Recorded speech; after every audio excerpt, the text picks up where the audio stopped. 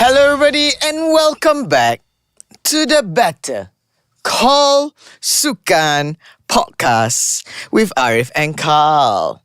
Hai semua, saya Arif Daniel dan saya bersama Carl.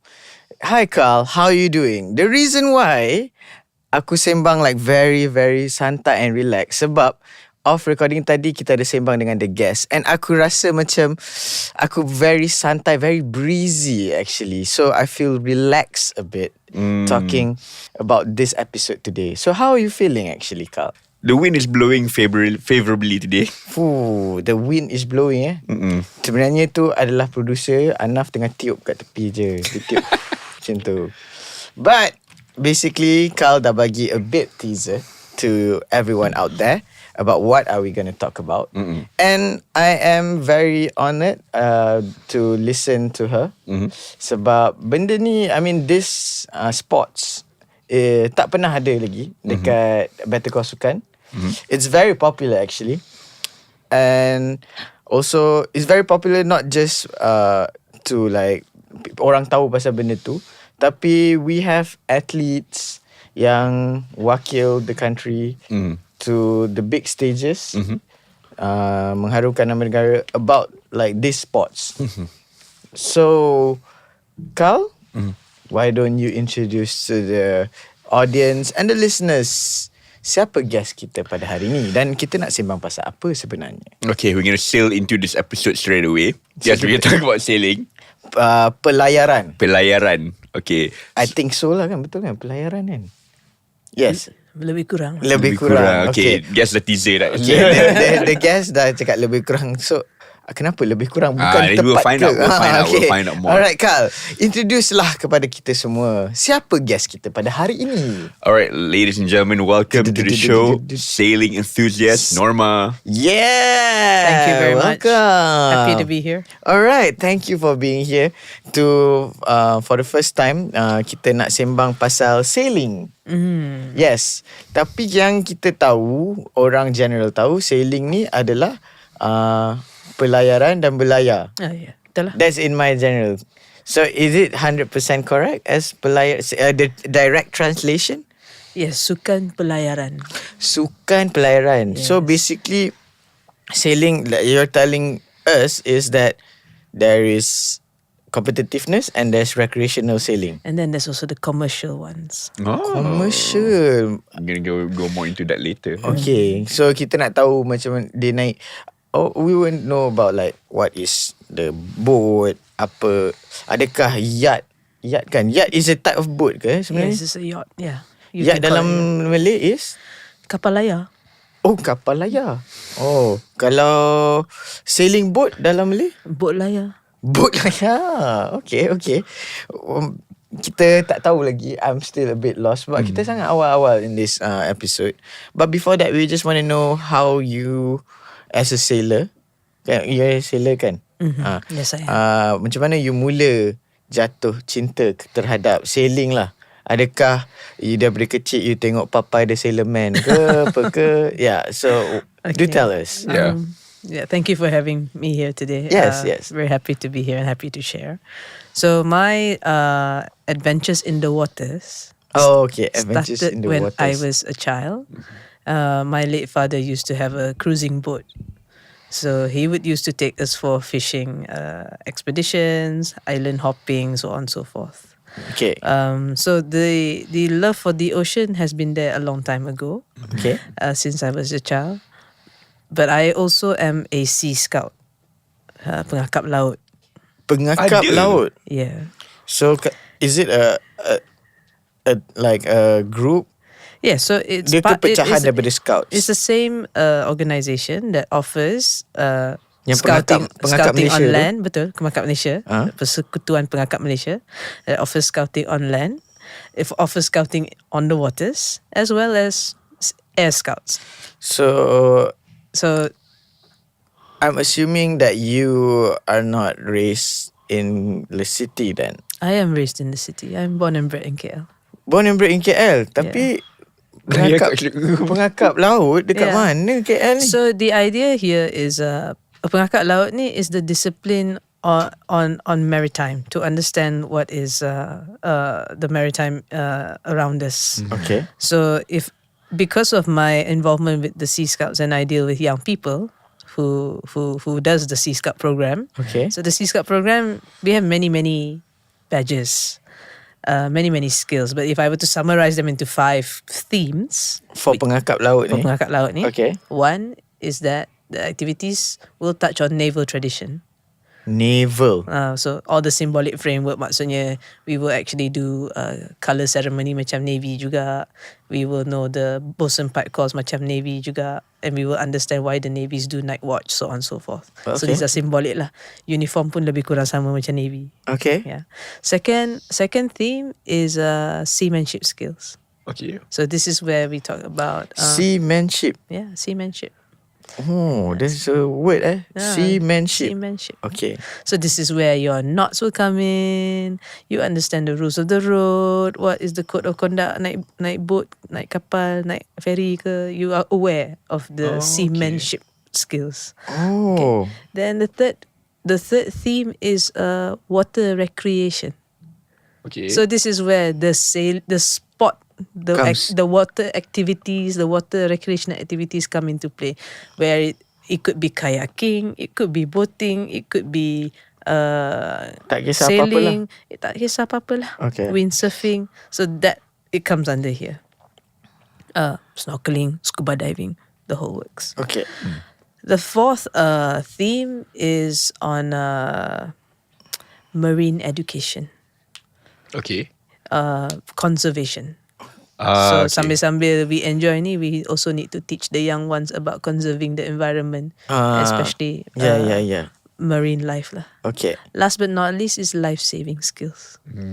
Life-saving skill. Yeah, so this is where first aid with relation to saving rescue of casualties due to water calamities.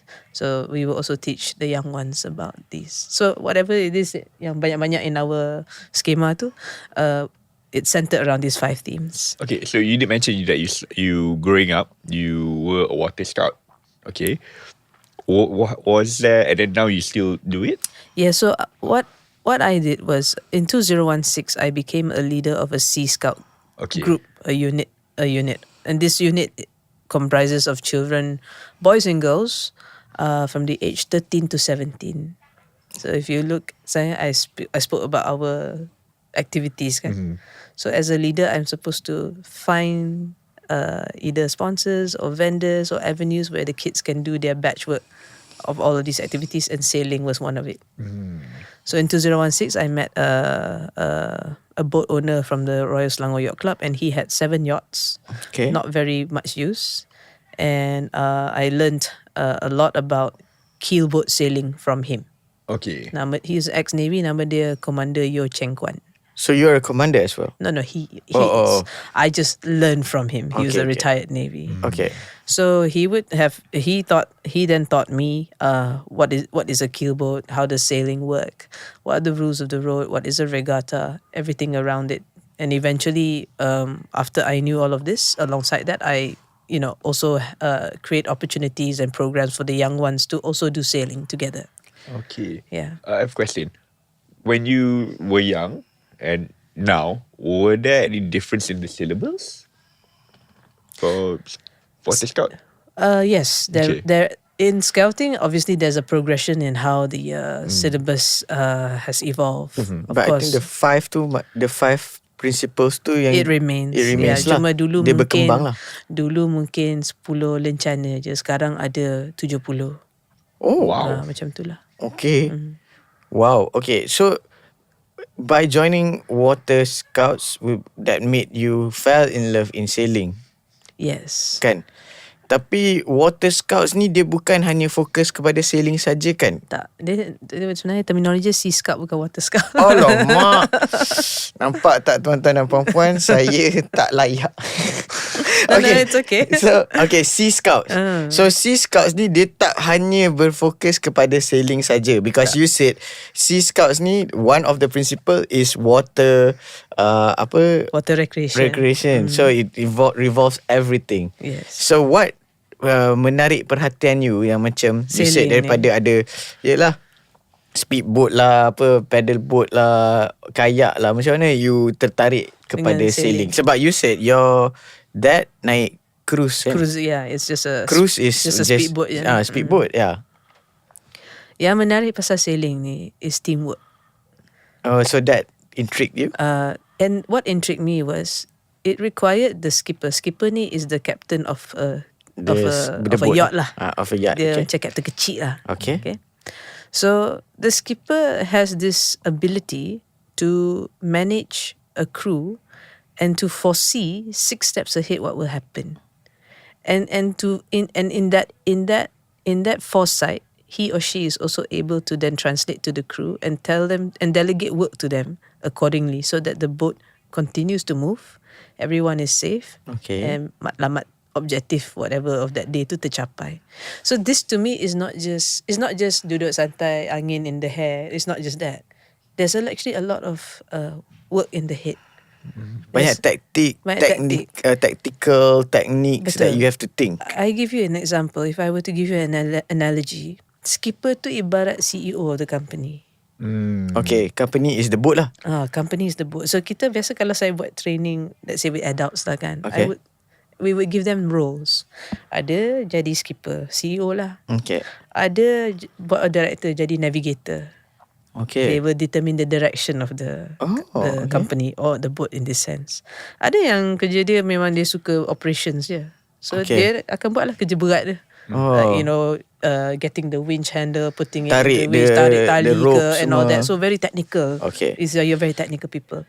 Then you have those who just like to find faults, auditor lah kan. Okay. So they are your lookout. Bagi dia binoculars, suruh dia look out. Look out for what? Ada debris ke yang akan langgar the boat, fishing, or ni ada vessel that may come into our line of collision. Oh, binoculars lah. Looking out Dia for bukan the yang weather. satu yang teropong macam Okay, kalau nak jadi ala jet sparrow Jack boleh Sparrow. juga. Ada ke? Ada. Oh, memang ada jugalah. Oh, You know, okay. they need to then look out for the weather, so they need to understand how to look at clouds. Oh. So it's way beyond just muscle, and Okay. and all that. Then you also have security at the end of the day, those who will watch out for others' safety. So all of this, at the end of the day, I will say, okay, kalau boat tak gerak masa ni, of course that's assuming that engine dah tutup, kain layar semua dah terbang, everything done. Okay. There's wind, a favorable wind. But if the boat's not moving forward, it means the company's not making money. So salah siapa? Okay. So then I will say, okay, skipper, you need to think about something. What can you do? How can you communicate with your team members to make sure that everyone is doing their part so that the boat moves forward?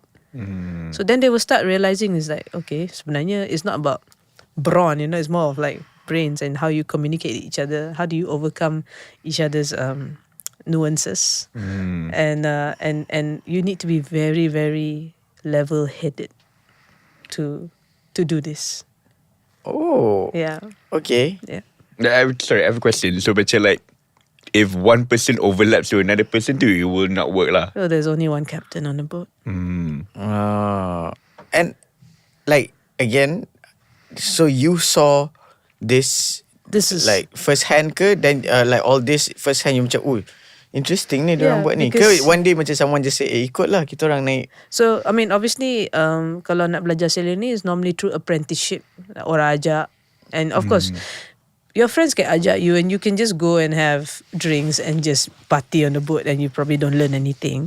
Or you could actually get your hands dirty, tolong-tolong crew tu, tengok dia buat apa, tengok dia communicate dengan captain tu macam mana. What are the rules to observe? So it all depends on you at the end of the day. Betul juga kan. Yeah. Kalau even tak kisahlah sailing ke, kalau contohnya kita pergi pantai ke, pergi island ke apa, kalau naik ferry ke, naik speedboat, kalau you jenis duduk kat passenger tu, you duduk je. Duduk je lah.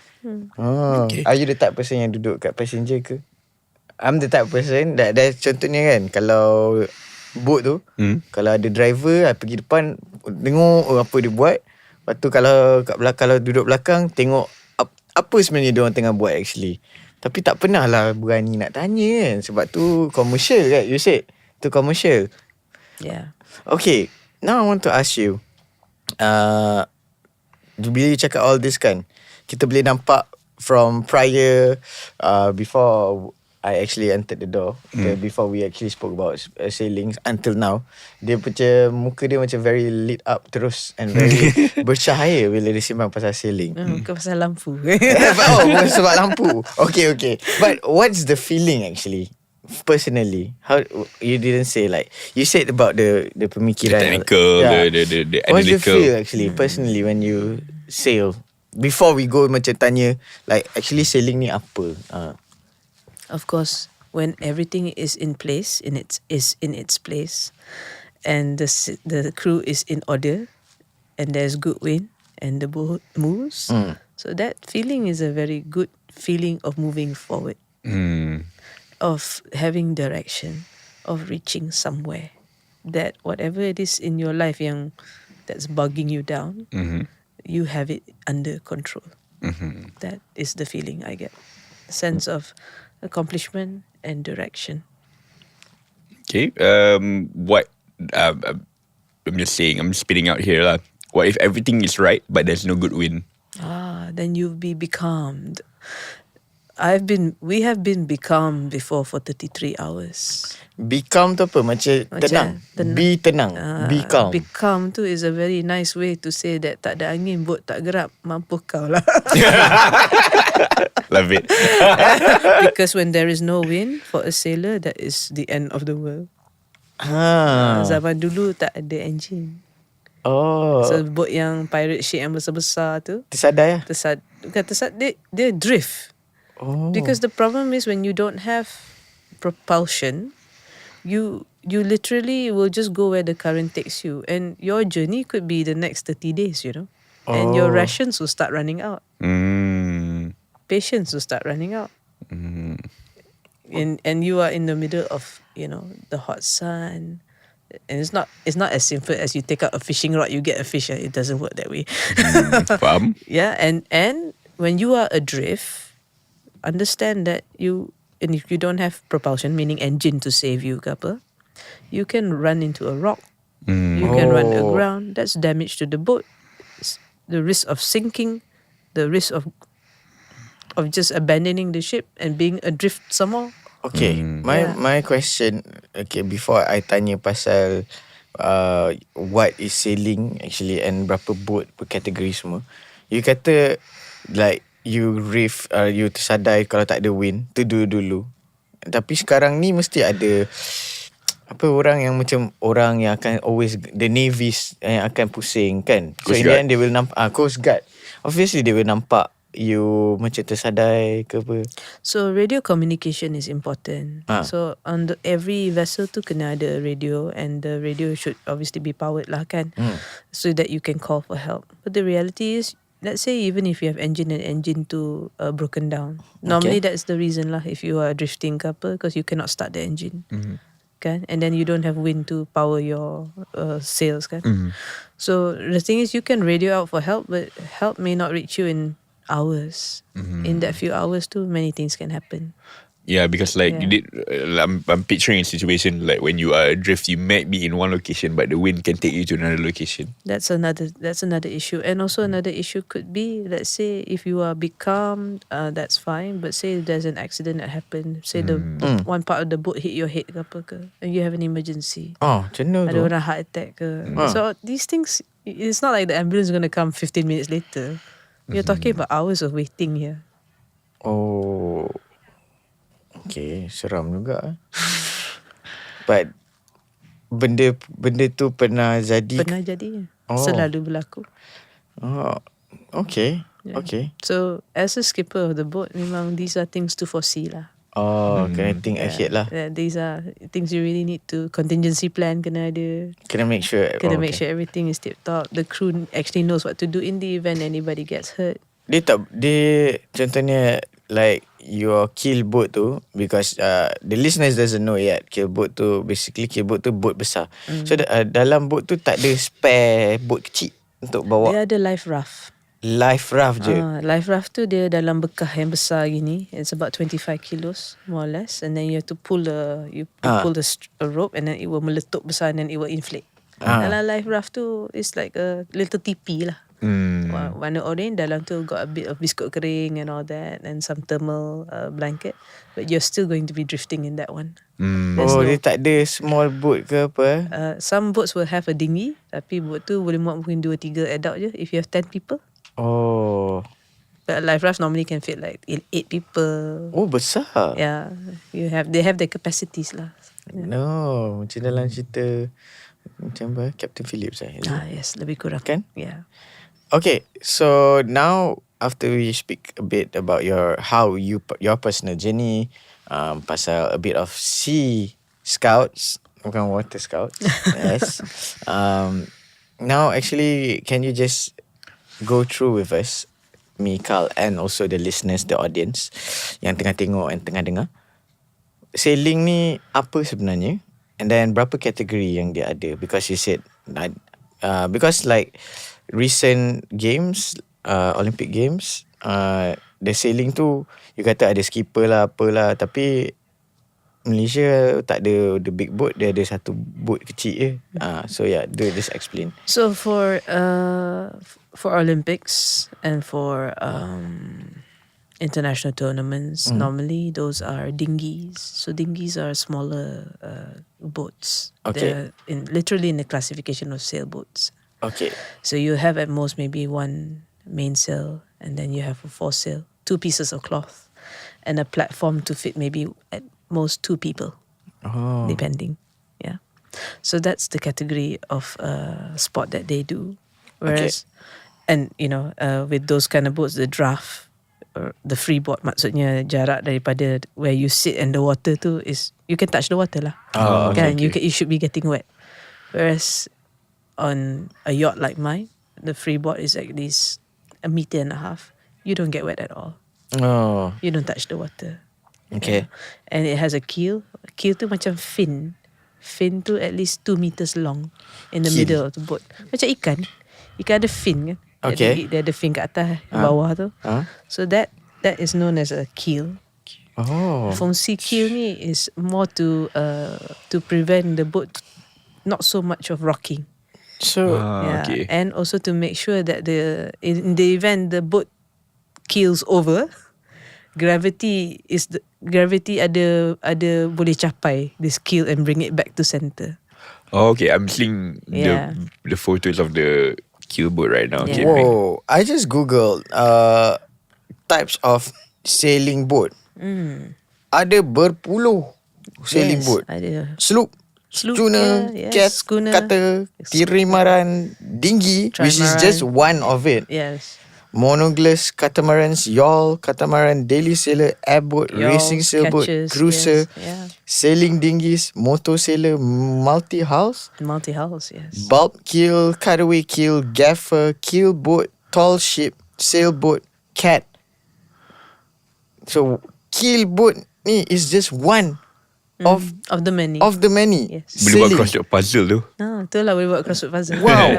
we do that for the kids program kalau masuk boat kan. Oh, is Bagi it? crossword puzzle. And everyone, if you are with me atau tak, keel boat is not stands for KILL. The ejaan is not KILLBOAT, is keel boat, KEELBOAT. Keel boats is with greater stability provided by keel. These boats can be sailed single-handed or by several crew. Oh, so kalau nak cakap pasal sailing ni banyak lah sebenarnya. Memang kita 20 jam lah sembang pasal kalau. But do you know each and every one of it? Have you tried? I have had a fair share of my experiences on catches, on yawls, on a Cruiser. on a cruiser, on a sloop. So these are, and also multi-hulls. I've actually driven a catamaran before. Oh, okay. As well. I sailed on a catamaran before. So, but I don't claim to have experience on every boat because that's quite an expensive experience to have. Yeah. You need to have friends in higher places. To naik all this banyaknya. Maybe after this episode launching, who knows? So Maybe. basically you're more on just keel boat je lah. I mean, I own one. Okay. I have access to that. Okay. Yeah, and in the past, we've had the good fortune of having sponsors of a catamaran to sponsor his catamaran so that we could use it for the regatta. Catamaran ni Yeah. nampak boat ni yang macam dekat Olympic sport ada. Rasanya tak ada. Oh, tak I don't ada. think so, yeah. Oh, gambar je lah kot. I think Dia that- untuk Oh, ni catamaran ni. Catamaran ni selalu nampak dekat Langkawi. yeah. Betul? Betul. Yang Langkawi Sunset Cruise. Yeah, Sunset Cruise yes. Oh, naik Sunset catamaran Cruise. ni. Lepas tu kat belakang dia ada net. Ada net. Boleh- Depan pun ada net juga. Boleh jadi konon ni jacuzzi Ya, pool. betul, ya. That's catamaran. Yeah. And that's also sailing. Dia ada sailing catamaran, dia ada motor catamaran. Oh. So even for yachts, for sloops and all that, you have the sailing one or you have just the motor one. So yang okay. motor ni memang dia tak ada mast. Mast is that long pole in the middle of the boat. And if you don't have that, normally you do not. It means it's a motor yacht. Okay, faham. I have a question because we interviewed someone from the Pacific island quite recently. And I'm not going to ask like history. I am technically going a bit of the history side, but out of all the boats that you have sailed, which one do you feel macam has a bit more of like historical punya element that you enjoyed? It's a very interesting question. Itulah, I just terfikir tadi macam. When I was doing my inshore skipper course, that's the international skipper license. Lesen nak bawa kapal layar. Okay. That's an international license. I did it in Johor Bahru. Okay. And for some reason at that time when I was doing it, I did it on a ketch. This ketch is a 42-footer boat. Catch.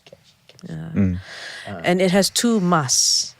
Biasa kalau tengok yacht tu satu mast je. Mast tu adalah dia punya Yang tiang triangle tu lah. benda tu lah. Dia punya cloth tu. Dia punya tiang. Oh, tu. tiang. Okay. Tiangnya panjang, tinggi tu. Okay. There's only one. So what makes the difference between a sloop and a ketch? The sloop only has 1 mast. The ketch has 2. Tu, yes. Maksudnya lagi banyak kerja lah. That's what it means. Okay. But that catch in particular was very historical because it was one of the last Pulau Duyung boats. Oh, Catch ni adalah type of sailboat One of the type of sailboat. Catch. Sailing catch. This is a sailing catch lah.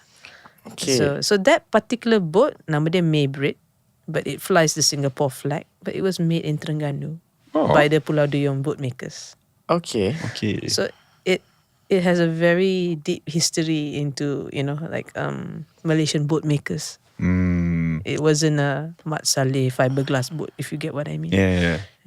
It was quite historical. Because technically it is somewhat of a lost art and like craftsmanship. Yeah, they don't. Yeah, it's losing popularity. Yeah. Persoalan saya dia ada I'm just looking at my phone berbagai-bagai types of sailboats, and you said you've pernah naik a few. Yeah, the one you mentioned was like catch, catamaran, and cruiser. Then you said you pernah naik, then you own a keel boat. I own a yacht. Yeah, I own a sloop. Yeah. Oh, sloop. Yeah. Oh, sloop pun ada. Yeah. Sloop and keel boat different kan? Dia kategori ni dia overlap lah. All of them, by the way, are keel boats. Sebab semua ada keel.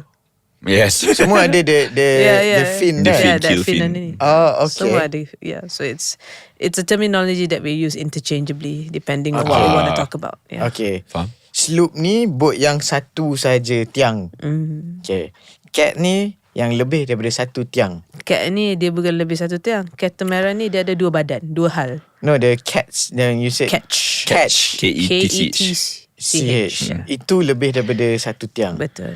Catamaran Ada 2 hal. 2 hal. HULL, bukan HAL. Bukan buat hal lah. Okay. Sebab boat yang 2 hal maksudnya dia ada dia ada 2 badan. 2 badan. So like macam a Langkawi sloop tu. and catch tu, sloop and catches are normally monohull. Oh, Satu hal ada je lah, satu lah. badan. Satu badan. Macam HULL. macam the episode on top Gear yang Top Gear. they had to race to the top tip of New Zealand. Okay. Satu driver naik bawa kereta pergi top of New Zealand, lepas tu the other one guna sailing boat. That was a catamaran. Correct? Oh. Yes. So catamaran, as you can see, it's dua badan lah kan. Two hulls yelah. connected by a platform. Ya. Lepas tu kat tengah-tengah tu letak net tu mandi. Itu je lah dia ingat. But it's true, right? Yes, it's true. Yes. Okay.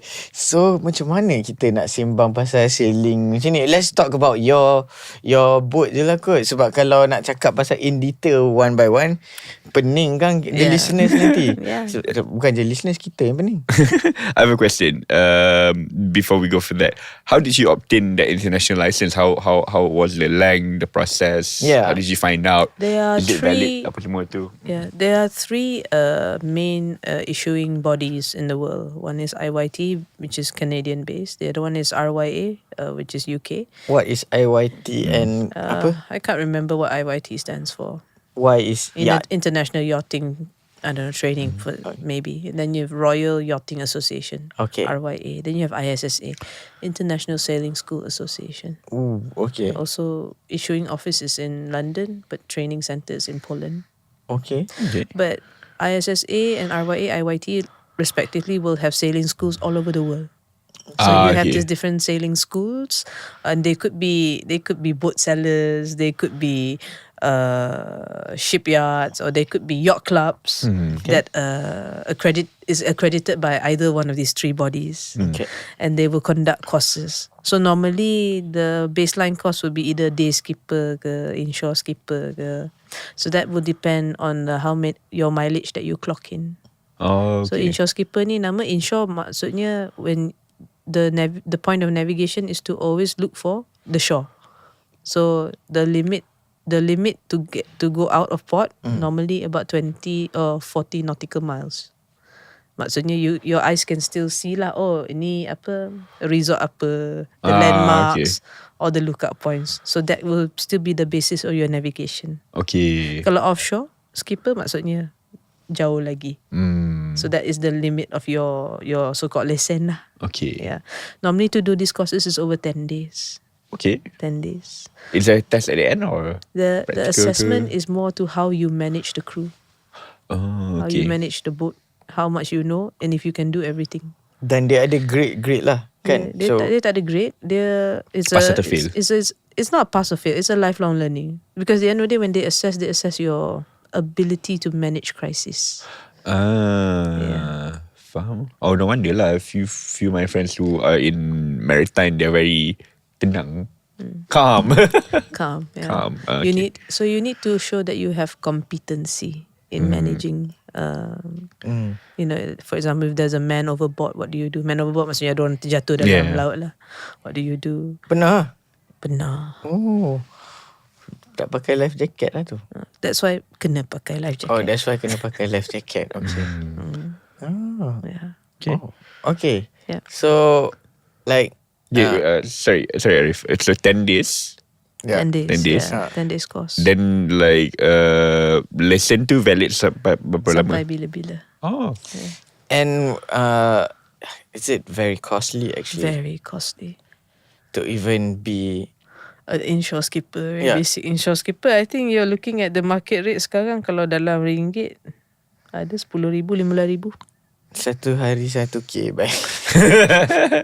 Wow. Itu baru Itu lesen je. lesen kan? Bukan kata you ada boat pun. So it's a how do you contohnya like so adakah okay ni straightforward question yang sangat buta, adakah ini sport hanya untuk orang atas sahaja? For now, yes. Oh, But having said that, we are also, at least I feel orang yang atas-atas ni can make it affordable. Yeah, it is up to the players in the industry to make this accessible for everyone. yeah. So that's the question.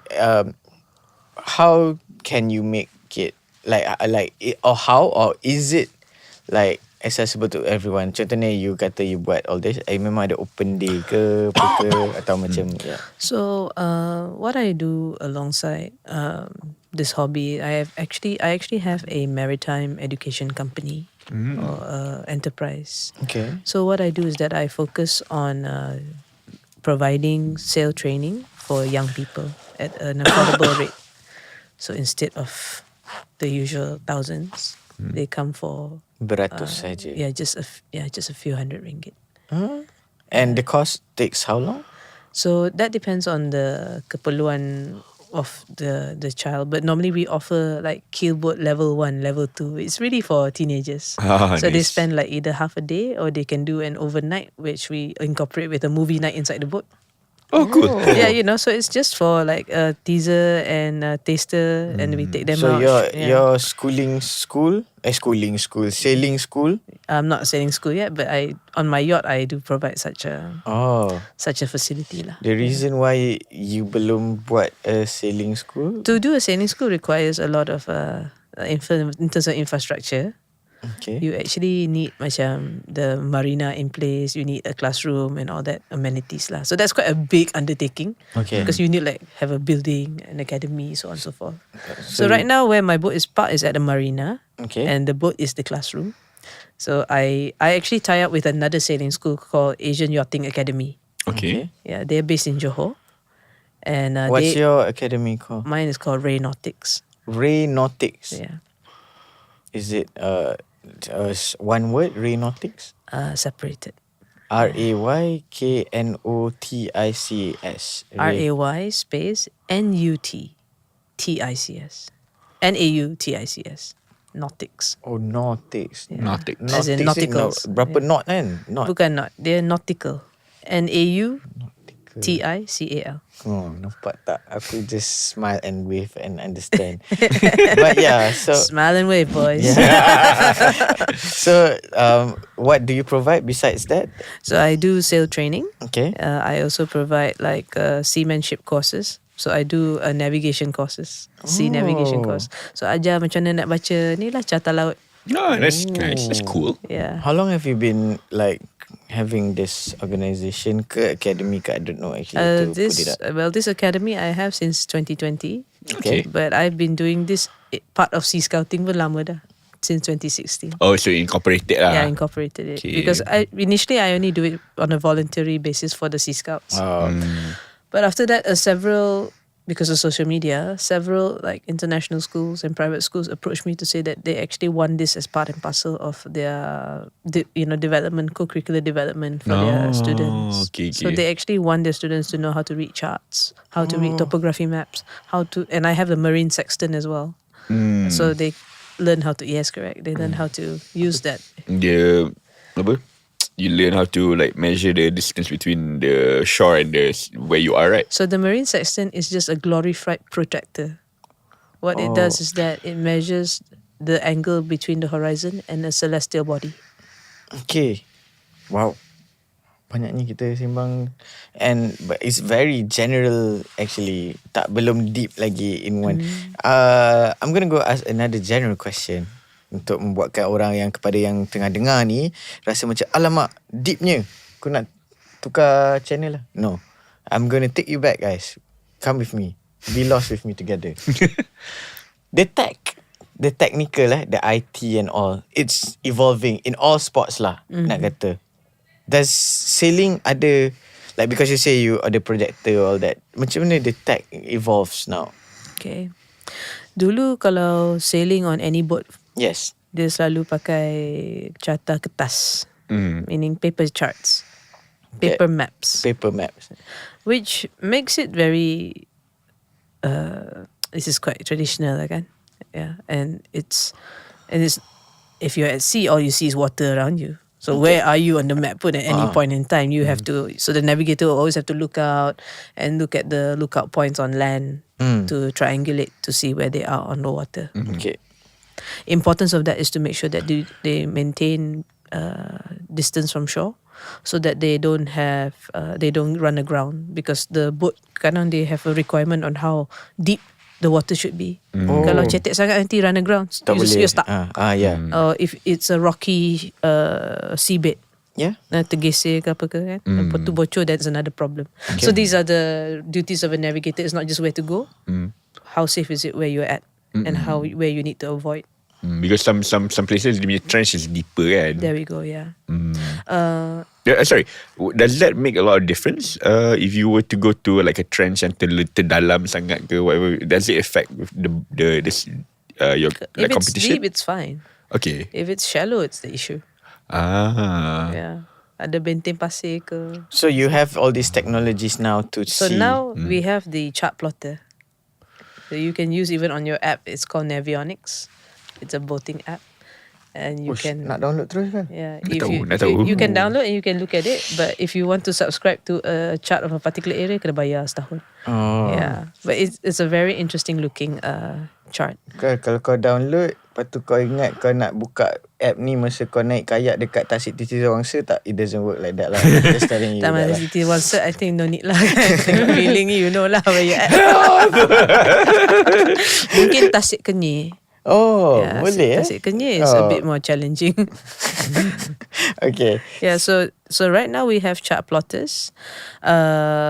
Basically, it's an electronic chart, but every boat will still need to have the paper chart. So what the navigators now do, dia sambil-sambil tengok screen monitor tu, Okay. dia akan mark juga on the paper where they're at every 10-15 minutes or every half an hour. They will do that. So this is why they do that is okay. So another technology that boats have now are radar. Yeah. Yeah. Sometimes if they have money, they have satellite phones just in case. They definitely have radio. Back then tak ada radio. Okay. Yeah. But now compulsory kena ada marine VHF radio. So all of these things are are for safety. I see. So it's not just technology for technology's sake. They're for safety. So the reason why they mark on the paper chart, although they have a chart plotter, Yeah. the the electronic chart plotter, is because kadang you may come into a situation where the radar kena sambal peti. Oh, Okay. okay. And you know, and all your your antenna kena, you know, fried, and everything will be blank. Okay. So at least if you have been diligently marking every half an hour where you're at on the paper, you know what was your last location. And based on that, you can calculate your drift based on the wind, your knowledge of the tide and current, so on and so forth, so that you can expect what kind of dangers to expect in the next, say, 6 hours. Competencies. Until whoever is working to get the power back. So sambil-sambil tu you have a team trying to like restore power, trying to tekan tu, but you still have another team who will be like, okay, let's look at the mitigation plan. And it, like, contohnya, if you have a boat or a yacht or something, you beli 10 tahun yang lalu, you boleh just tukar the stuff and just You can, edit. yeah. Edit So in like lah my kan? boat is 42 years old. 42 tahun. Yeah. Masya Allah. Okay. Yeah, it definitely has like quite old systems. But yeah, you can So just it's like just tambah lah, unplug and and- replug the new things. Macam pergi bengkel kereta Because and just tukar. most of the at least for a yacht like mine, it is all powered by a 12-volt battery je. Oh. Yeah. So there is a special, like we call it the house battery. So the house battery will power, let's say, the radio ke, the chart plotter and all that. Then you probably have a bit more fancy ones, but you have another set of batteries to charge your devices. Oh. Okay. And normally when the boat is parked at the marina, we have what we call the inshore supply. So we will then run a wire out to the jetty and just plug it so that we can charge all of our devices. Charge battery ke, charge the 12-volt battery, charge this and that, make sure that all these things are in place. Okay, I have a question. So sounds morbid lah kan. But for airplanes, there's a black box. For sailing, is there something similar for black box tadi? There's a captain's log. Oh. Faham. Day one. Oh. Okay. Kita dah almost like around more than halfway of the show, and cara we sembang, how you share to us, both of us, and also the audience and listeners, is very general actually. Try to go deep, tapi macam tak boleh kot, kalau nanti orang tak faham. But you did Takut adrift. Takut adrift juga. My question to you is, firstly, one, is this your full-time thing? And second, if it's not, how do you balance it? No. Yeah. This is not my full-time thing. I work in a law firm. You work in a law firm. Yeah. Okay. And you said, I do guess that because just now dia kata hobby tadi, dia kata. Yeah. So dengan hobby pun dia punya input dan knowledge sangat-sangatlah banyak. So how do you balance it? Law Okay. firm and So, but what I do in the law firm, of course, before this, I work as a loss adjuster for marine insurance. loss adjuster. Loss adjuster ni Apa dalam tu? erti kata pendek is like marine surveyor. Marine surveyor. Marine okay. surveyor. So what I do is, for example, you ordered, let's say, 10,000 units of this sofa, and Okay. it comes from Europe, and it comes in a container, and that container requires insurance kan, because it comes through the shipping kan. And when you open the container, you found out that the container sebelah tu ada lubang. Oh. And then maybe one part of your consignment ni semua rosak. Oh, You nak okay. claim insurance lah kan? Ah. So insurer will look at you and go like, I'm appointing a marine surveyor to do Check. the check. So Oh. I will go, make sure that every party is represented, Okay. calculate to what extent is the damage, how much is the damage, read your policy to see what your deductibles are, come up with a report and advise the insurer whether to pay you full, half or none. Oh, so that is what you do now. That was what I used to do. What you used to do? Yeah. Tu berapa lama you buat tu? 4 years. Okay. Yeah. So by virtue of that, you actually need to know like conventions, Okay. the shipping conventions, Okay. and that sparked my interest to do maritime law. So precisely why I am embarking in legal at the moment.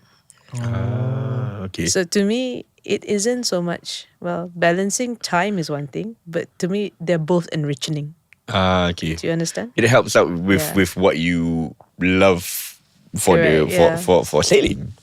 So it's not like, oh, now I don't want to think about law. No, I mean, it's part and parcel. Yeah, It's the same sebab for dia me. berkait lah. Yeah, they berkait. So you learn about the conventions, you speak to other maritime lawyers about, the perkembangan lah in the industry and the cases, so on and so forth.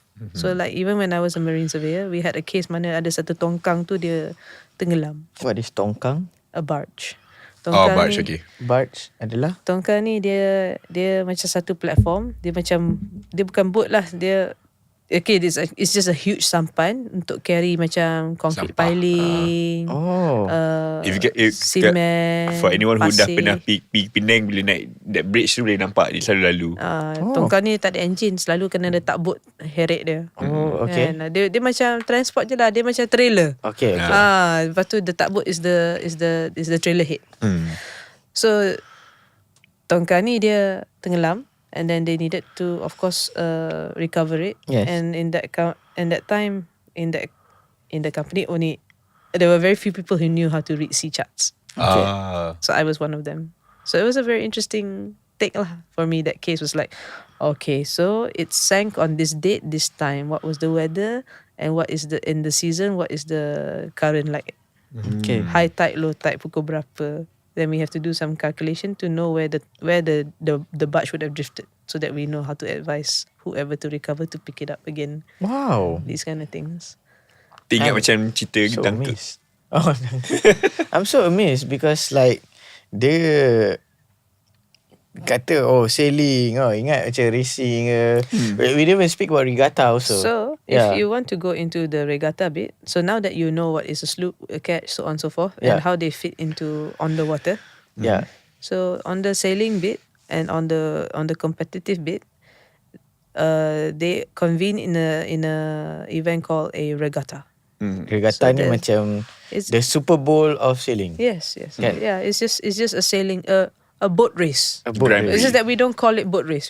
We have a fancy word for it. Regatta. Right? So these regattas, there are many regattas throughout the year. Oh, dia bukan satu je. Bukan satu Okay. je. So these regattas, the primary ones in Malaysia would be the Raja Muda Selangor International Regatta. Normally happens in November. Okay. So this regatta has 3 passage races, and in 2 of the locations they are inshore races. Okay. It's over 9 days. 9 days. So in these 3 passage race ni, Passage race ni maksudnya apa? Port Klang to Langkawi, passage 1. Maksudnya dia punya Sorry. perjalanan. Perjalanan passage. Bukan so, passenger. bukan passenger. Passage perjalanan. Oh, yeah. okay.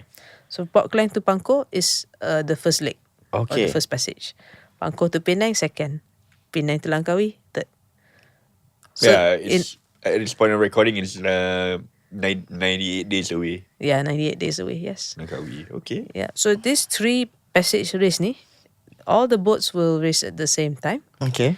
and they will be measured by how soon they get to that destination. Okay. Yeah. And normally it's an overnight sail. Dia lepah pagi tengah hari macam tu. The next day, tengoklah siapa sampai dulu. Yelah, sebab you said 9 hari on dekat laut kan? Yeah. So the passage race, for each passage race, they give you, I think, 20 hours to 24 hours to reach. Okay. Yeah. But on average, most boats should reach between 13 to 15 hours. Oh, okay. Yeah. 13 to 15 hours tu memang asyik buat kerja ke kalau ada wind ngam, gerak je lah kan? Dia ikut ke the competency of the crew lah and the skipper lah. So they need to make all this judgment call. What? There's a lot of- Angin, tengok arus, tengok size boat jugalah. And also if the crew is able to do all the tasks in order to make the boat faster or lighter. Yeah. Dan regatta ni memang ada setiap tahun. Setiap tahun. Regatta ni ada lebih daripada satu Yeah. in the country. Tapi the main one is the Raja Muda. Selangor International Regatta and the Royal Langkawi International Regatta. Do you like regatta ni dia ada international waters punya competition ke? Ada what the more famous one would be in Phuket, King's Cup. King's Cup. So a lot of the competitors or the participants for this regatta kat Malaysia ni, they participate because they're on the way to the King's Cup. So dia dah alang-alang sailing boat dia dari mana-mana, Philippines ke, from Australia, blah blah blah. They will pass by the Straits of Malacca. So instead of just sailing for nothing, okay, they will racing participate in the regatta. So these regattas are created as a filler before they go to the King's Cup in Phuket. Okay. Oh, Yeah. dia daripada Australia. Yeah, so it's normally for like Raja Muda Selangor International Regatta, before pandemic we had at least a 60 boat. Wow. Okay. Yeah, not all are local. Mostly Okay. international boats from Singapore, from the Philippines, from Australia, from Tu kalau dia orang Yeah. sail daripada Australia dah sampai ke Phuket tu dia kena sail balik ah. yeah. So Balik bila Australia. balik tu, that's Ada- where the Royal Langkawi Regatta starts. In time Yeah, in time. So the thing is, you need to understand that this is like a marathon. Dia bukan sprint dah, dia marathon. Like okay, let's not rush to get there. So while we are getting there, these are the things that we can participate in. Okay. And Yeah. contohnya, if like you say a keel boat, that's not only one person in there. So you stay together for quite some time lah. Okay, I have a question. So, have you crossed international waters before? Yes, I have. Okay. And before that, because you're crossing borders, you have to have your passport, obviously, right? Yes. Okay. So do you have to inform the port Yes. authority beforehand, or All these things are done beforehand. Dia bukan macam okay, Saja pergi. saja turn on the engine and then you just go. These things you need to make arrangement. Okay, I don't know, tiba-tiba I terfikir, correct me if I'm wrong, dulu, years ago, pernah ada somebody, they will sail, during the Tun Mahathir time. Oh, yeah, we had a Malaysian solo sailor. He sailed, solo all around the world. All around the world kan? Yes. He's based in Langkawi. I think Kedah. He's from Kedah. Yeah. So tu kan, it was like years, I think. Very, very I many masih years ingat ago. masa I kecil dulu. Yeah. Yeah, it happened. Yeah, So my question to you, number one is, ada ke orang like that you know of in the country that does it's like currently he's on or she's on a journey, or they are on a journey. Personally, I don't know anybody. I'm sure they are, but I Okay. don't know anyone at the moment. Yeah. And how, okay, now this is another question for General before we wrap up. The support, because you said join International Regatta ni mesti ada a fee for you to join all this. And do you get the, contoh kalau menang dapat balik ke duit, or like the fundings from, so how do we talk about it? And So- also there's the support lah, just how So and how do they registration- support you? The registration for regattas are normally quite hefty because you have to pay the fee for the boat, the Okay. skipper, and also per crew. Okay. So you don't necessarily want too many crew on your boat. Also, you want to keep the boat light. In the event that you win, it depends on the sponsorship price, which is normally either a watch and definitely a trophy. Very rare, it's money. Oh, okay. Yeah. So the returns isn't really monetary. The returns is more in the pride of the boat, the crew, and your achievement. Yeah. But perhaps maybe for like the Sydney Hobart race, maybe there's more money in that. But To kat be honest, Malaysia. those sailing category, the boats, I'll tell you this. Those international races, and for the category of international racing class, the boats are made on a almost yearly basis to fit that race. Maksudnya, boat ni tak boleh pakai balik next year. Oh. Okay. Berapa And- lama dia hold tak boleh pakai next year? This is that 1 year. So next year boleh join balik lah. So that next year tu, dia akan either improve the spec or beli boat baru. Alamak. Yeah, and the sponsors for these boats are huge sponsors macam Hugo Boss. So these kind of big brands are the ones that sponsor the boats and the crew and so on and so forth. It's more for branding actually of the big brands because it's a luxury sport kan. So and because on the sales too, they can then put their branding Hugo Boss ke, Tudor ke, Rolex ke, and it looks nice in the water. So makin naik lah saham dia. Investment lah basically.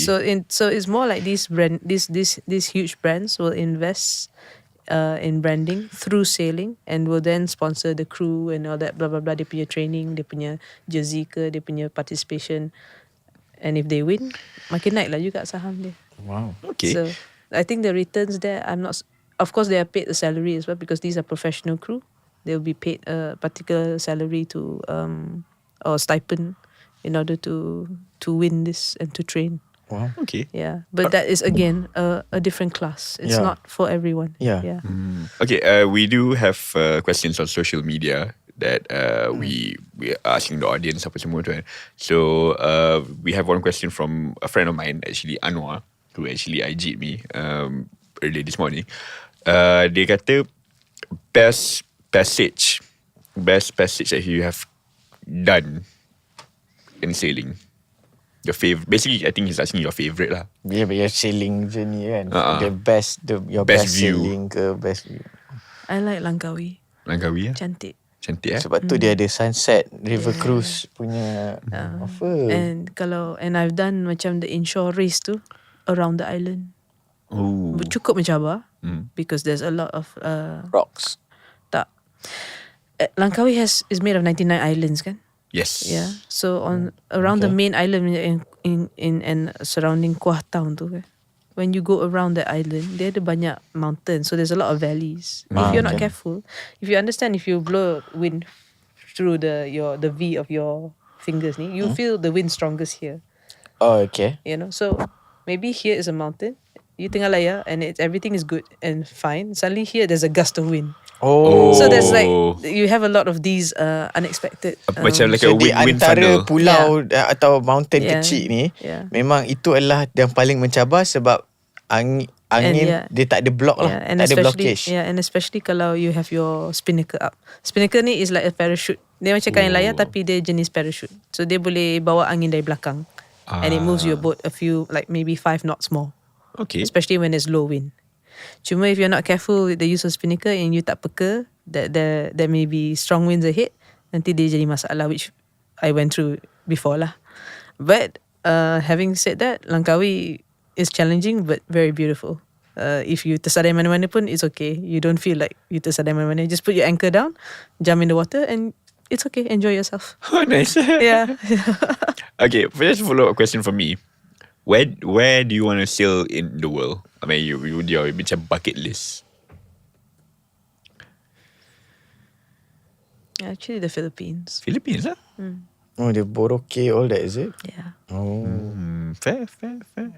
the Philippines. Philippines. Yeah, How is the and Greece. And Oh, Greece. Greece. Ooh, smart. Style. how is the support? I mean contohnya the Kementerian Sukan Negara. Kementerian Belayar Sukan. Belayar Sukan. Diorang tahu tak the existence of all this regattas? They do. Particularly, And they not lah. And they do, and they not. Yeah. Although the funding for such things is a bit scarce. Is it contohnya compared to 10 years back and now, adakah dia lebih ke atau semakin dia mendata saja ke, semakin menurun ke? I think right now most of the communities are tapping into the Ministry of tourism Oh, tourism. Yeah, Fair. to make this more popular because they have to present it as a International. as a leisure, as a leisure that can be affordable. Yeah. And then when orang minat tu baru you can talk about the sport. Kalau cakap sailing as a sport terus tu memang intense macam kita lah. You say how many layers you have to go through before I can talk about when the boat goes from Port Klang to Pangkor. Yeah, betul. You get what I mean? Yeah, I understand. So for it's not literally not just you hopping on the boat and then let's go. It's you hopping on the boat and knowing what to do, and the knowing what to do requires a lot of work, a lot of mental endurance, a lot of character building, a lot of conditioning. Conditioning in your psyche, in your attitude, in how much you learn, how fast you learn, how you tolerate others, how fit you are even. So these things then determine whether that sail will be good or not.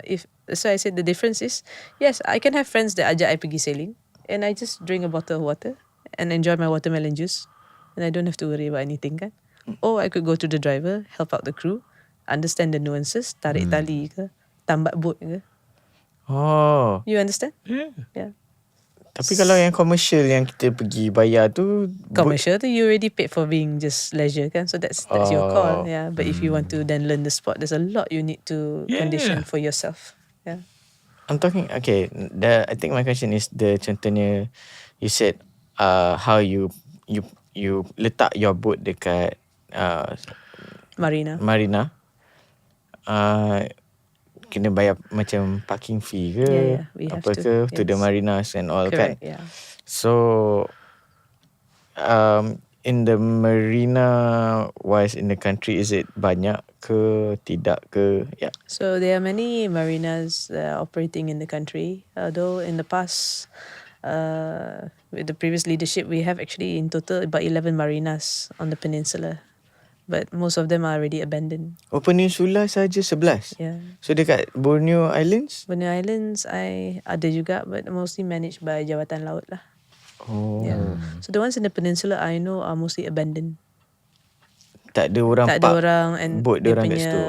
facility pun dah roboh and all that lah. So but now you have the private macam yacht clubs lah. You have Langkawi Yacht Club, which is a very good example of sustainability. You have also the Royal Selangor Yacht Club down in Port Klang. Okay. And then you have in Pulau Indah, there is also a marina there, but that's managed by Jabatan Laut. They are the custodian for that. And you have in Pangkor, Lumut Marina, also very good. Penang has the shipyard and also a yacht club on the quay. Okay. On the quay, and various other. So Kalau these are the dekat few that I the remember. Pantai Oh, so Timur? of course in Johor Bahru there is apa ni, Puteri Harbour. Oh, Puteri Harbour, yes. Puteri Harbour. Pantai Timur, I think there's one or two, but I can't. There's only one or two. I think one in Terengganu and alongside in Kuantan there, but I don't think. So some are abandoned. There are many which are abandoned. So that's, Abandoned meaning so the government built the facility, and over the years, there was no one to manage it properly. There were no takers, no tenants, no activity, nothing. So it just becomes Macam tu lah. macam tu lah. So what happened to all the abandoned marina now? Continue to be abandoned till this day. At this point of recording, Yeah. aduh. Oh. And contohnya you said ada banyak more than 10 kan? Yes. Dulu. Yeah. More than 10 marina is tempat parking sahaja ke? My question. Yeah. Kenapa dia it's just a parking, kenapa dia abandoned? Ya. Dia Ke dia marina ni sebenarnya dia banyak, dia ada tempat servis ke? dia tempat servis. Tempat charging kan you said? Yeah. Because marina is the basic marina facility, number one is of course the jetties or the pontoons. Mana boat boleh tambat. Yes. Number two is water and power supply, because boats needs to replenish. Okay. Okay. Number three, of course, tempat mandi ke, chandlery ke, nak beli carta ke, nak beli bendera ke, whatever amenities. Number four, hard stand kena ada. Hard stand ni macam workshop. Kalau nak bawa boat naik daripada air, just to check for, to do repairs. Macam bengkel lah. Macam bengkel lah. So workshop and hard stand is also important for a marina to have. Lawa ada. So that's Because I'm looking at the Google map. Yeah. Lawa ada marinas.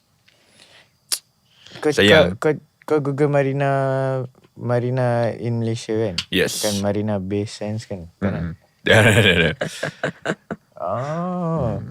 So besides all that, so in order to like have a marina, you have to like cater with all this. Correct, yeah. So that's why marina di-abandon sebab Yeah, because the undertaking is a bit much. And if you don't have proper planning, you can build the buildings, build the jetty, the pontoons, and the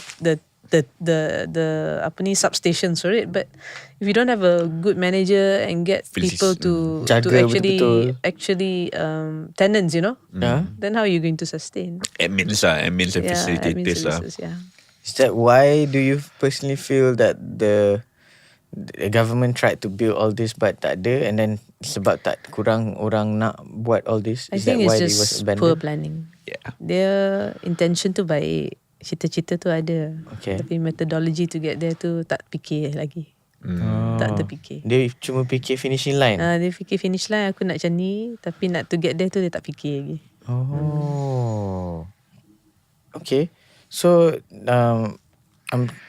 is there anything more you gonna add? All good. All good. Is there anything more you gonna add for like to like macam actually I nak cerita pasal ni before ni, yeah.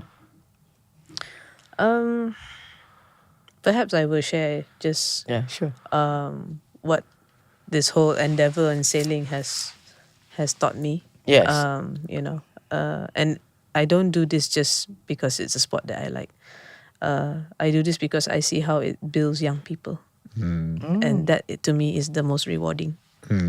So I was interviewed by The Star before sometime in 2021. Okay. And they asked me how do I summarize this whole sailing learning experience, and how what it has taught me in my life. Yeah. So I would repeat the same, and I say life is like a series of sprints. Okay. You keep them short and targeted. And once you have achieved your small targets, you reassess and then you repeat. Life's like sprints, keep them short and targeted. Tu dia punya quote. So I want to add on to the wartawan from 2021 tu. So now wartawan baru from 2024, Better kongsikan Media Prima Audio Plus kepada Norma, sailing enthusiast, orang yang kat luar sana yang tengah mendengar after all this, or kalau how do you promote or get people to come on board with you? Yeah, how do you do it? First of all, be open to having fun under the sun. Don't be burdened by the idea of sailing ni banyak kerja. Okay. Yeah, have lots of fun. Choose a good location. Choose a good boat. Choose the good waters. Nice. So once you have this fun experience and you remember it as pleasant, winds in your hair, and a pleasant experience for your family and friends, then you can look deeper into how it would do good for you, for your mental health and your physical health as a sport. Okay. Yeah, have fun first. Kalau contohnya orang, you keep saying young kids and all. Contohnya orang in general, housewife listening to this, someone who is just intrigued about this sport. Is there a way that they can, reach out ke, or like mungkin diorang takut costly also? I mean, no, definitely. In fact, for anybody, housewife ke, tak kisah siapa-siapa ke, rakyat marhain, siapa-siapa, definitely there are avenues for you to experience the joy of sailing. In fact, now banyak companies have made it very affordable. And if you don't get on a sloop ke, you get it on a trimaran in Port Dickson. Okay. Like for just like 88 ringgit for a 2-hour sunset cruise, buffet on board, music, karaoke. I mean, that's fun, no? Yeah. How do you, so basically bukan impossible lah. Yeah, it's not impossible. Yeah. I've done this even for a family with of 7 with small kids even. And nice. And it's you can make it palatable for anybody. Yeah. I will adjust accordingly. That's correct. Yeah, you cannot Cannot control the wind, but you can adjust your sails. Nice. Adjust your sails as in SALES ke? SAILS. Pun intended. Pun intended. Alright, we would like you to like bagi tahu to the audience out there how to reach you, and like kalau they are interested, not about the sport also, about the lifestyle, the the philosophical aspect. Laut, sea apa? Sea game, bukan sea Sea game. Scouts. Sea Scouts ke. Right. Seamanship. Seamanship. Yeah. Seamanship, that's the word. Yeah, you can definitely follow me on my social media handle. For Facebook, it's Ranga Norma Noordin, and for IG, it's Ranga Norma 09. So these two social media handles of mine actually features a lot of what I do combined in seamanship, in sea scouting, as well as my professional life. Oh. Yeah, so it's not a foodie account. It actually does feature a lot of what I do, recreational as well as professional. Yeah, follow me on that, and we can connect together. How about your school? Or your Yes, on academy? definitely you can definitely follow me on Raynautics. Yeah. So if you go on IG, it's just Raynautics, RAYNAUTICS, and you'll find a lot of what Raynautics has to offer for young people, for housewives even, and also sailing enthusiasts and professionals, because we also offer professional courses for those who wants to get their competent crew certification as well as inshore skipper certification. Yeah. Banyak ke sebenarnya all these sailing academies outside? Yes, they are. Oh, Even under ISSA alone, there are 200 schools listed worldwide. worldwide. In Yeah. this country? In this country, we have one in JB, and then RYA in Royal Selangor Yacht Club, Langkawi Sailing School, so on and so forth. We actually have a few. Yeah. Okay. And also kita nak suruh you tanya, bagi tahu to like your personal self, like who to Shout out to whoever that made who you are today, to be here to even sembang pasal sailing. Yeah. Yes, I definitely would credit today's success and my experiences to my mentors in sea scouting. The late Eric Koo was my mentor in scouting. Parents and well-wishers of the Sea Scouts who have supported sea scouting as well as girl guiding, actually. They have been definitely a lot of contribution and support and encouragement to my journey today, and also to Commander Yo Cheng Kwan for all the mentoring and in the technicalities of sailing and seamanship. Yeah, thank you very much. Nice. I think that's all. Is there anything you want to add about sailing before we go to the quick rapid fire questions? No, that's it. Yeah. Okay. Thank you so much for your knowledge actually about sailing. And I think dalam kepala otak I dah macam berkembang sikit lah about sailing, and intrigued to know more, because like honestly I thought sailing is just, the A to B. A to B and then dah settle. Sebab tengok macam contohnya cerita Friends tu, Joey pergi sailing dengan Rachel tu kan. Simple je kan. Tapi Joey tak nak belajar kan. Rachel marah dia semua. It's just Actually, what that episode was, that exact scene is, you saw how much Rachel had control of the device. She knew where the tiller was. She knew what rope to pull. And Joey thought, A to B je lah, aku santai je lah kan. Tapi so Rachel said, no, Joey, you have to do the work. You have to do this. Come on, Joey, you have to do this. And he's like, oh, this is so stressful. Yeah. Last Lepas tu dia tunjuk macam nak buat sandwich. Yeah. So I think I betul rasa macam, okay, so sebenarnya dia banyak layers and all, and it's actually tak menggerunkan untuk learn actually.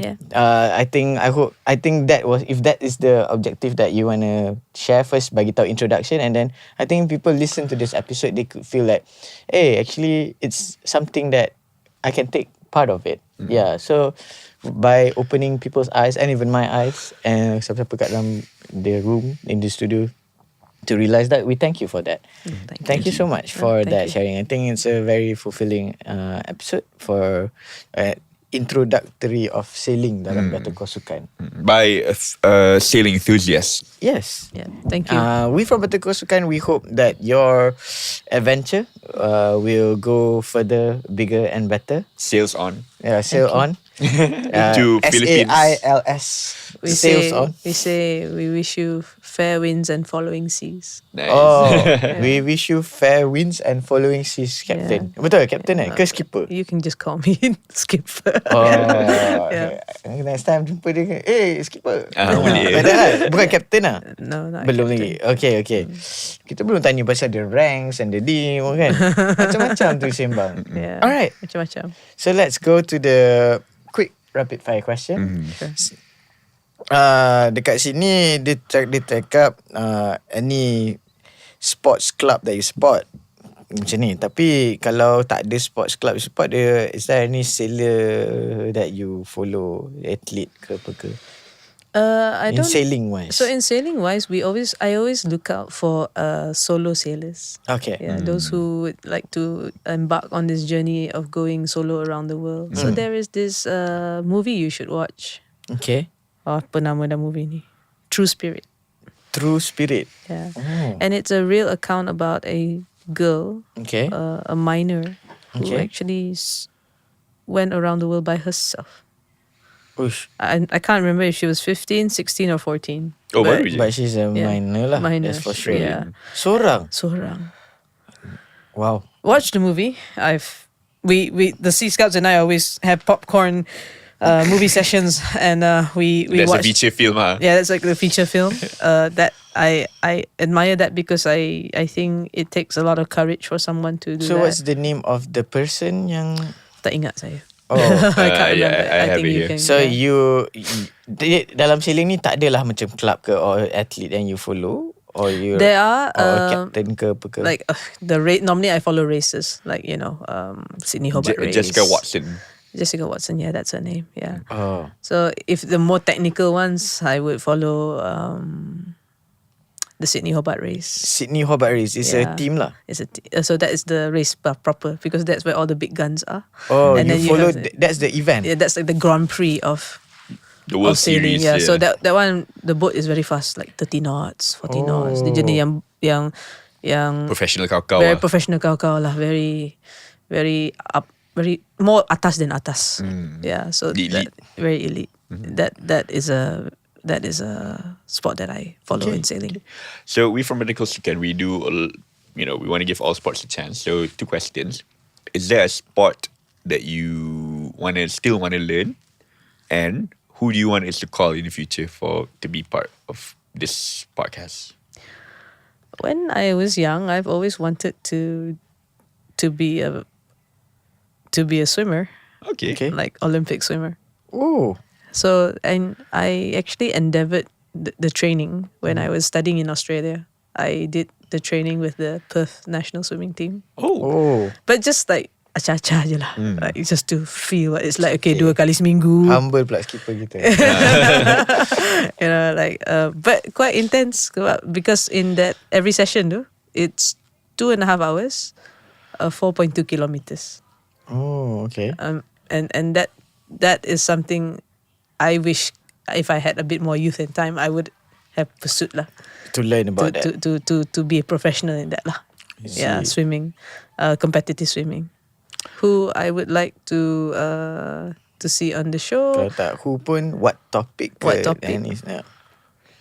I think it would be good to feature our athletes in sailing yang buat dinghy sailing ni. Yeah. Because that's a lot of hard work sebenarnya. Yeah. And I do know a handful of them. Not them, but I know their father, their mother. Oh, because okay. they're young, kan? So, and Sea Scouts. They're not Sea Scouts. Oh, they're not?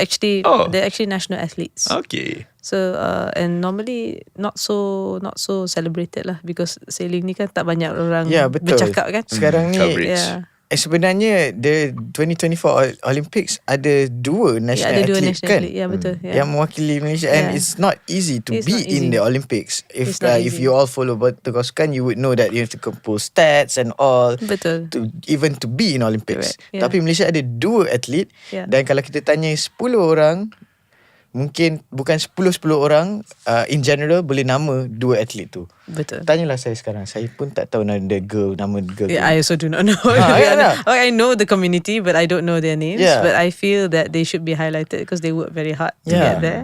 And actually, if you ask me, for any average Malaysian to pursue into doing sailing as a sport, dinghy sailing is not expensive pun. You can reach out to the local pusat latihan sukan layar. There's one in Batu Laut in Morit. There's also one in Langkawi. And they would provide like weekend trainings and very affordable actually. You just need to be a member. You pay a membership fee. Tak mahal pun. But you just need to follow the training, and they'll take you through lah macam mana nak maneuver optimis. Lepas tu naik jadi on laser. And then you train lah either on flying Dutchess ke on all these different class of dinghies. And then eventually if you get pro, you never know. Yeah. Faham? Now, my question for the rapid fire is favorite athlete of all time and favorite coach of all time. The athlete, Iker Casillas, Oh, okay. the goalie. Yes. I like him because he's always very composed and he's normally the goalie kan. He doesn't do much, but he always have a lot of saves. Yeah. But that goes to show his mental endurance. Oh. Fair. Mental That's like endurance. quite a rare answer. Right answer. Kalau Mental- tak orang cakap Cristiano Ronaldo kan. Okay. And that's very important to have. It's important to have that kind of quality for the long haul. I think if anything, the pandemic has taught us is to be able to sustain Resilience. and be resilient and all that. Favorite coach? I don't have many, but I do like the memes surrounding Jurgen Klopp. Faham? I think he's quite the manager and quite the character. And that's really good for especially for football clubs. Like it's important to have that kind of prominence in character. Yes. Yeah. Faham? Okay, I think you somewhat answered the question Yeah. just now. Favorite sporting movies of all time? And character.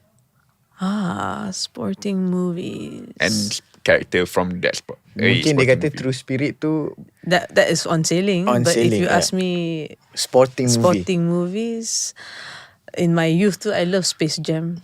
Oh. Basketball. Basketball is something I followed when I was young. I was a big fan of Chicago Bulls. Oh. Yeah. Okay. When I was young. So favorite character in Space Jam tu Bugs Bunny ke? Yeah.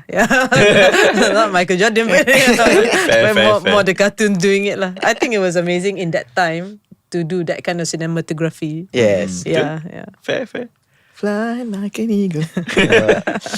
Alright, we end the rapid fire question by asking the quotes. Do you have any quotes or kata-kata yang you simpan? Yang tadi you ada satu quote tadi you cakap tu. Yeah, that was Yeah. one. What was it again? Life is like sprints. Keep them short and targeted. Yeah. Is that the only one or you have more? The other one,